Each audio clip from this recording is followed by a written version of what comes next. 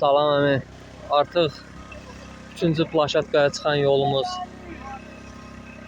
tam daşlardan təmizlənib, çapılıb və səviyyələndirilib.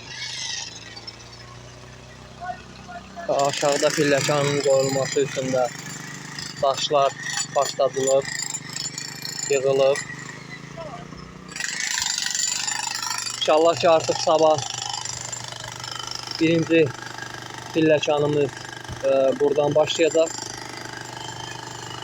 və 5 pillə, 6 pillə getdikdən sonra yuxarı səviyyəyə uyğun və dönməsinə uyğun pilləkan yenidən qoyulacaq. 5 pillə getdi plaşatka, ondan sonra yuxarı səviyyəyə uyğun müəyyən sayda pillə qoyulacaq. Artıq yuxarı tərəfdə dağıdılıb və pillə tam bu səviyyəyə çatdıqda eyni şəkildə